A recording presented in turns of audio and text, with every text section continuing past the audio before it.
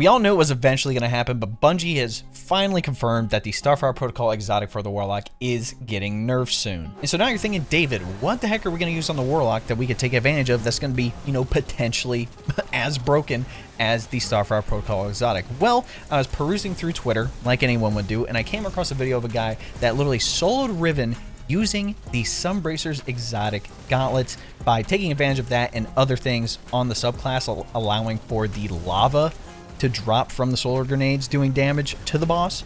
It was absolutely destructive. So in this video, I wanted to give you guys my Sunbracers build that you could take advantage of when the Starfire Protocol gets nerfed. First up, let's talk about the Sunbracers Exotic Gauntlet. So this is what they look like normally. Actually comes with two ornaments. We have this one, looks pretty cool. It's blue instead. It has like the Osiris eye right here. And then we have this one that actually came with this season. I like this one a lot.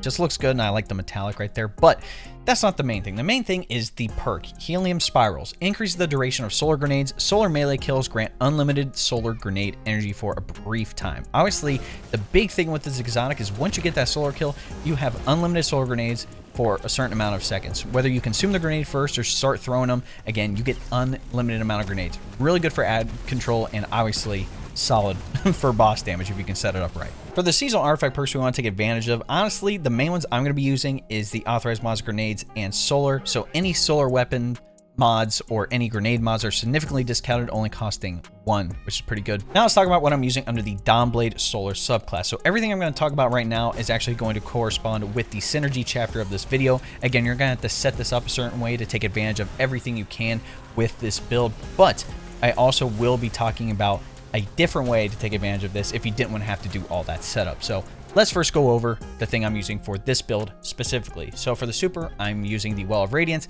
You could go Dawnblade, but we all know Well of Radiance is a thing that's going to be used in PvE activities most of the time. Under our abilities, for class ability, we're going with the Phoenix Dive. So you dive to the ground and create a burst of solar light that cures nearby allies. But the main thing with this is while heat rises is active, you gain restoration while diving and scorch targets upon landing. So heat rises in an aspect we're going to be taking advantage of. So you can fire your weapons, melee, and throw grenades while you're gliding. If you consume your grenade, that is what activate heat rises. And again, final blows while you're airborne increase the duration of heat rises and grant melee energy. But the main thing here is when you have heat rises and you dive to the ground, restoration kicks in for 3 seconds. So restoration, you regenerate health and shields over time, cannot be interrupted by taking damage. So it's pretty much the unlimited health regen, and all you have to do is set it up with heat rises and the Phoenix Dive. Now for our other abilities, for mood ability, I'm going with Burst Glide, but you can use what you want. For the melee, we're going with Incinerator Snap. Again, snap your finger to create a fan of burning sparks that explode and scorch targets. Again, Scorch is just that solar damage over time, and if you apply enough Scorch stacks, that will cause an ignition, which can stun unstoppable champions, by the way. So that's another little cool thing here.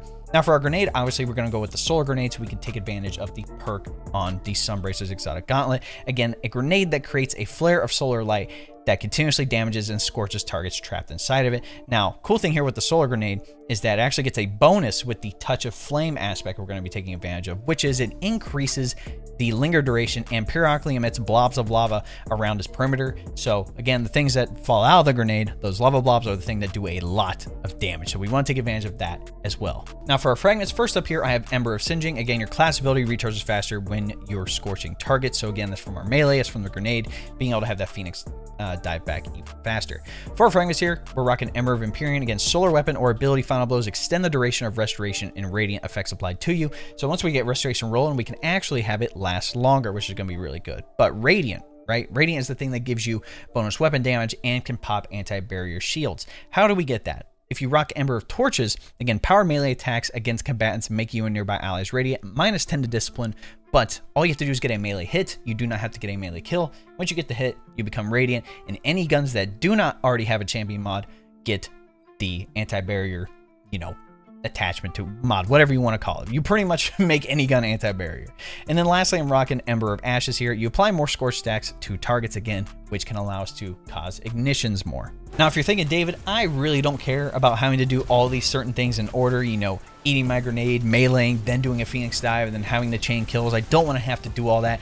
What can I put on the solar subclass to take advantage of, things that are still pretty good here? So honestly, for your abilities, I would switch out Phoenix Dive for the Healing Rift. Again, you can pop that whenever you're low on health and get the continuous heals. while you're in that healing rift. And then honestly, I would change out some fragments here. So Ember of Singeing, I would change out for Ember of Resolve. Ember of Resolve, solar grenade final blows cure you. So every time you get a grenade kill with that solar grenade, you automatically get a chunk of health back, which is going to be really good.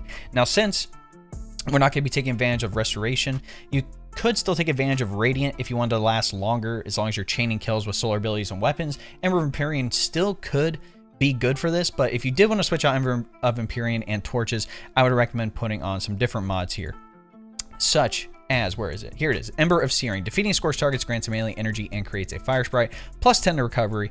And the main thing here is whenever you scorch those targets, you get that melee back faster. The faster you get your melee back, the faster you can get to throwing those unlimited solar grenades, right? Now, Fire Sprite is a luminous concentration of solar energy. When picked up, Fire Sprites grant grenade energy. And then also, if you're going to be carrying that Fire Sprite, you could take advantage of Solar Surge. Again, collecting a Fire Sprite gives you an armor charge. Again, this is on the artifact perk. Now, moving on to our armor mods here. On the helmet, I'm rocking Ashes to Assets, gain bonus to super energy on grenade kills. Then 1 Dynamo, reduces super cooldown when using your class ability near targets. If you wanted to trade this one out for another Ashes to Assets and rock double Ashes to Assets, you can totally do that. And then lastly, I'm rocking Solar Siphon. Again, rapid solar weapon final blows create an orb of power. On our gauntlets here, I'm rocking Firepower. Again, your grenade final blows create orbs of power. And then Bolstering Detonation grants class ability energy when you cause damage with a grenade. And then Momentum Transfer, causing damage with a grenade reduces your melee cooldown. For the chest piece, I'm rocking triple solar reserves, but I will switch, 1 or 2 of these out for resistance mods, depending on what activity I'm going to be doing, so I don't take as much damage for certain things. But I would recommend at least 1 solar reserves. But again, if it's an easy activity and you really don't care and you're going to be getting health back from restoration anyway, you could just rock 3 solar reserves. On the boots here, I'm rocking double solar weapon surge. Again, your solar weapons gain a small bonus to damage while you have any armor charge. Your armor charge now decays over time. If you don't know what an armor charge is, essentially it's a new way of charge of light. They scrapped all that old stuff, elemental wells and all that. This is the new way to do it. So once you collect an orb of power, you gain an armor charge. You can have a max of 3 armor charges. Whenever you equip any blue mod, it actually takes that armor charge to 10 seconds. Once that 10 seconds runs out, it'll take that armor charge away. So if we're at 3, 10 seconds go by, we don't collect an orb, it'll take it down to 2. So essentially, you'll have 30 seconds of this bonus weapon damage. There is a way to increase it, but I'll talk about that when I get to the class item here. And then lastly, I'm rocking Invigoration, reduces melee cooldown each time you pick up an orb of power. Now on my class item, I'm rocking Outreach, reduces melee cooldown when using your class ability. Then I'm rocking Reaper. After using your class ability, your next weapon final blow spawns an orb of power.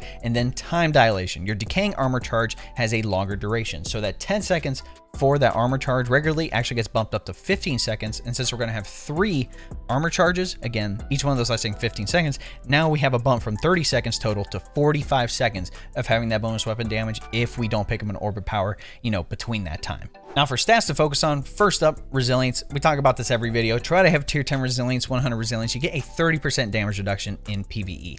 The second one that I would focus on is strength. Again, strength is tied to your melee and how fast you get your melee back. Yes, we're going to be taking advantage of some things to get it back as fast as we possibly can. But again, the faster you get that back, the faster you can use it, and the faster you can start throwing those solar grenades again. Now for the weapon options, obviously we want to take advantage of solar weapons. So number 1, we could take advantage of all the mods that I just covered for the armor mods, but also Ember of Empyrean, because again, solar weapon or ability final blows extend the duration of restoration and radiance. So again, solar weapons can also take advantage of this. So if for some reason you don't have your abilities to, kill targets, you can still use solar weapons to keep up restoration, keep up radiant. So again, recommending solar weapons. Again, I feel like the Callus Mini Tool is a classic with the enhanced incandescent. Weapons with incandescent are just really good on the solar subclass. Again, defeating a target spreads scorch to those nearby. More powerful combatants and opposing guardians cause scorch in a longer radius. Again, it's just that damage over time, and also has the potential, when more scorch stacks are applied, to have the setup for the ignition. But again, any solar weapons you want to use in the special and heavy slot,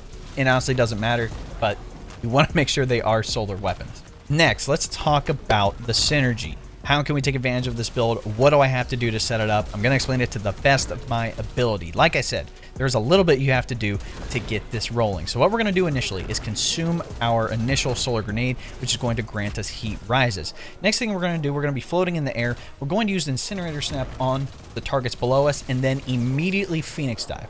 What does this do? So first up, since we have heat rises with the Phoenix dive, we're going to gain Restoration. Now, Restoration base only lasts 3 seconds. The Phoenix Dive itself is 1 second. So we're only going to have like 2 seconds out of that to be like, well, how in the heck are we supposed to extend this because of Ember of Empyrean? Well, we just launched our Incinerator Snap melee, so that counts as a solar ability kill. So that procs Ember of Empyrean, allowing Restoration to last longer.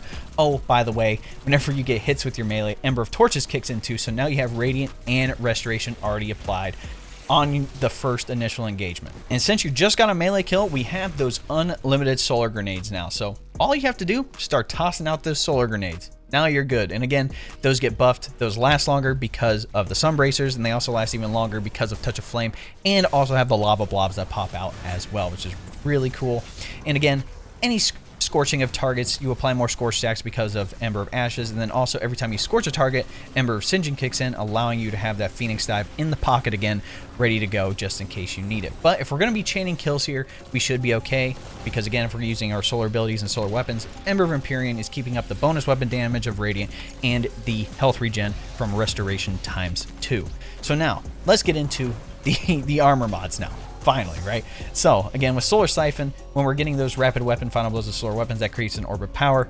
And again, if we want to also create orbs of power through firepower, again, getting those grenade kills creates an orb of power. And then lastly, Reaper, after we use that Phoenix Dive and then get a weapon kill, that also creates an orb of power. So we're going to be creating orbs of power. We collect those. What's going to happen? Any armor charge now is giving us the solar weapon surge, again, giving bonus damage to our solar weapons. And again, base wise, for 1 armor charge is 15 seconds. For total, for 3 armor charges, that's 45 seconds that we are getting with that bonus damage from solar weapon surge. Again, since we use Dynamo near targets, again, our class ability, that gives us super energy. Every time we get grenade kills, Ashes the Asset kicks in, giving us even more super energy again.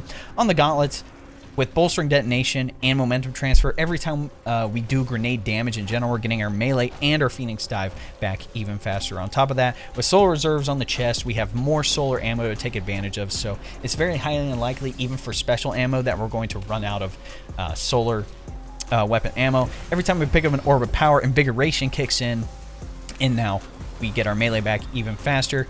And again, whenever we use that Phoenix Dive initially, Outreach kicks in, reducing our melee cooldown on top of that. Essentially, once you get the setup rolling, all you have to do is just continue to get kills with solar weapons or those abilities, because once you get everything rolling, you're creating orbs, you're getting the bonus damage from solar weapon surge and Radiant. Oh, by the way, Radiant's unlimited now as long as you're chaining kills. Restoration's unlimited now as long as you are chaining kills. All you have to do is get melee kills and throw unlimited solar grenades, so now you have unlimited solar grenades on top of that as well, which is really good for, number 1, ad clear, and number 2, boss damage if you throw it above a target or on the target and allow those blobs of lava to do their work. But that, ladies and gentlemen, is my Sunbracers Warlock build that you should take advantage of, you know, now before the Starfire Protocol does get nerfed. Like I said, Bungie already announced it. It is what it is. We all knew it was coming. Starfire Protocol has been broken for a while now. Hopefully, whenever it gets nerfed, I'll come out with another updated video for the Starfire Protocol. But let me know what you guys think of this build. I'm going to put the dim link in the comments, so if you want to put on everything that I have on and test it out yourself, you can totally do so. Come back to me with any suggestions and, you know, what you liked about it, what you didn't like about it, what you would switch out in the build. In any event, if you guys like what you saw, be sure to drop a like on the video, subscribe to the channel, and then turn the bell next to notifications so you don't miss out on another build video here on the channel. If you didn't know, we actually stream 3 days a week. Tuesdays and Fridays are guaranteed, and then we also switch off Wednesday, Thursday, depending on my work schedule. But again, we're live on YouTube, we're live on Kick, we're live on Twitch. If you want to stay updated where I'm going to be live at, join my Discord. Again, that link will be in the description. I also tweet out whenever I'm going live as well, so again, follow me on Twitter at ItsDaveTV. But in the Discord is also where we're going to be chatting during raids, dungeons, playing PvP together, or just in generally just vibing in the Discord. Again, we are talking about Destiny 2, but we also talk about other games in there as well, on top of PC tech, anime, and more. Lastly, if you didn't know, we hit YouTube Partner here on the channel, which is just freaking awesome. It's given us some exclusive benefits, one of those things being memberships. If you don't know what a membership is, it is essentially like a Twitch subscription. Again, it is just a way to support the channel. It's a way to support me to continue doing these build videos. So again, if you would like more information, all you do is press the join button, next subscribe, and they'll give you a rundown with all the details you need. But essentially, it'll give you access to the exclusive emotes, the monthly badges, and other cool stuff here on the channel. All right, ladies and gentlemen, it's been your boy. We'll catch you in the next one. Cheers.